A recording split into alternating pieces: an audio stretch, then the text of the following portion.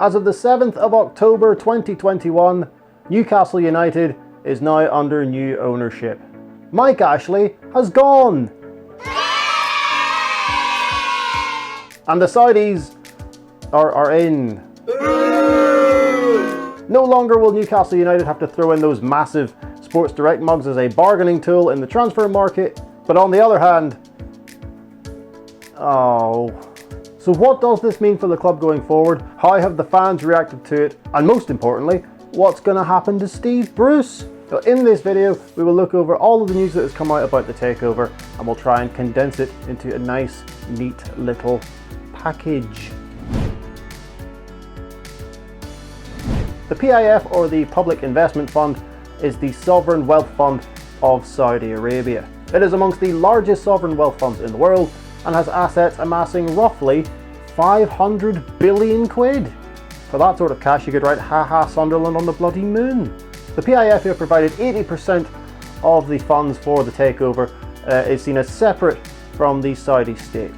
The Premier League have approved the takeover after receiving legally binding assurances that the PIF is in fact separate from the Saudi state, and that the state itself would not be in control of the club.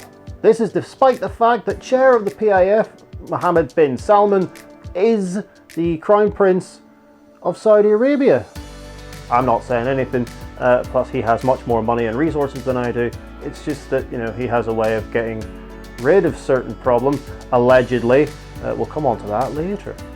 Now, it turns out there will be consequences if it is found out that the Saudi state is in fact running the club at any point during this takeover or subsequent ownership of the club, and the Premier League have the right to disqualify Newcastle United from competition if any of these rules have been breached. The PIF, however, claim they are able to control their assets without state intervention and have used the McLaren F1 team as evidence of this.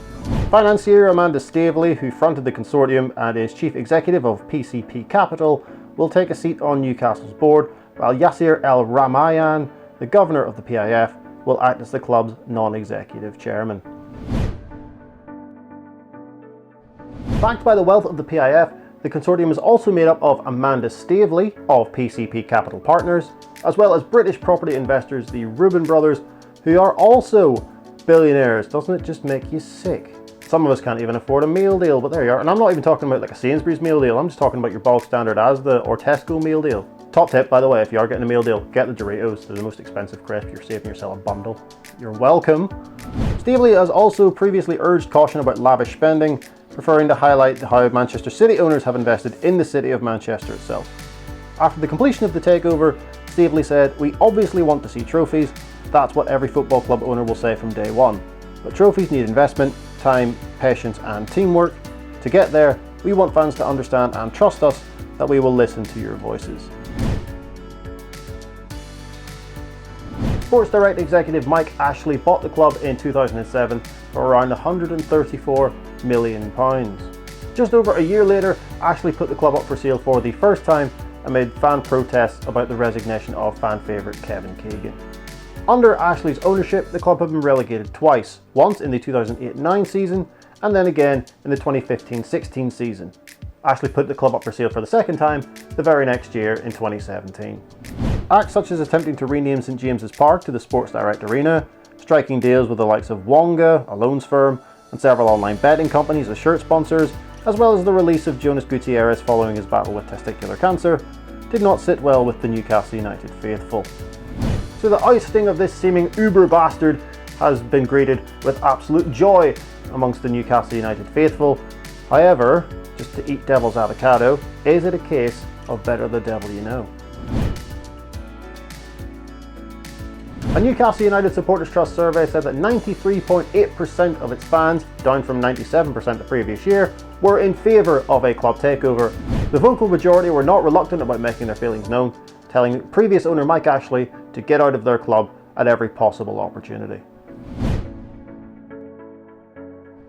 Current Newcastle United boss and boyhood Newcastle United fan Steve Bruce says that he only wants what's best for the club, and if that means a takeover, then that's grand. I'm obviously paraphrasing. I don't think he just said that's grand. I think he said something in a much more media friendly, eloquent sort of way, as eloquent as Steve Bruce can be. However, with the new owners coming in and seeking to establish a bond with the Newcastle United faithful, it is more than likely that Steve Bruce will be moved on and the consortium will look to bring in their own man. Without any ability to sign players until January, a big name manager would signify their intent. When asked about Bruce's future, Stavely said, "All of these questions are for next month. It's not a question for today. We like to do a review and come back to these points." Now this all sounds well and good for Newcastle United fans, and indeed it is a very exciting thing. However, there's one big issue that we haven't discussed yet, and that is that's Saudi Arabia's abhorrent human rights abuses record. Amnesty International's UK Chief Executive Sasha Deshmukh said, "Ever since this deal was first talked about, we said it represented a clear attempt by the Saudi authorities to sports wash their appalling human rights record with the glamour of top-flight football." Before he added, "Saudi ownership of St James's Park was always as much about image management for Crown Prince Mohammed bin Salman and his government as it was about football." Lena Al-Hathlul, whose sister was held in prison for protesting about women's rights to drive, says protests could occur at St James's Park which would, quote, "embarrass Saudi Arabia." She also highlights how bin Salman is the head of the PIF and is still the same person he was in 2018 when he, quote, "ordered the murder of journalist Jamal Khashoggi." Western intelligence agencies believe he ordered Khashoggi's murder, an allegation the Crown Prince strongly denies.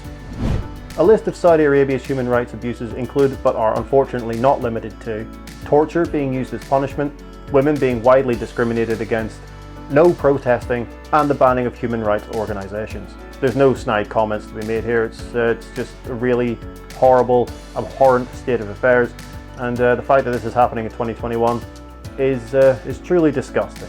However, Amanda Stavely has denied claims that the takeover is anything to do with sports washing and told BBC Sport, "Our partner is not the Saudi state, it's PIF. It's taken me 4 years to get here, and I've worked with a great team who I've got to know very closely, and I trust their judgment about what is great for Newcastle." So there we are. That is everything we know currently about the Newcastle United takeover. What do you think in the comment section below? Are you a Newcastle United fan? Are you happy about the situation? Or are you trepidatious about the new ownership? Or are you a fan of any other Premier League club and do you think this is a horribly unfair situation? Or are you a fan of any club that has gone out of business due to the promise of a takeover and their promises have been left emptier than my wallet? On a personal note, as a Newcastle United fan, I'm very happy that Mike Ashley's gone. That's a good thing, although the new ownership makes me very, very nervous and quite upset, to be honest. I mean, there's that whole thing that there's no such thing as a good billionaire, but I mean, look at Leicester. I mean, they seem to be doing it the right way. Why can't people just do that? Do I think that Newcastle United will become the global superpower in the world of football in the next 5 years? No, I think it's going to take longer than that. And it may well be the case that I will continue to support the club, but not our owners. However, that is just my personal opinion. As I said earlier, let me know in the comment section down below. If you did enjoy this video, do hit that like button, do hit that subscribe button, all the general YouTube stuff you have to say, because it really would help us out and we would appreciate it greatly. Thank you very much. As always, thank you so much for watching, and we will see you as always in the next one.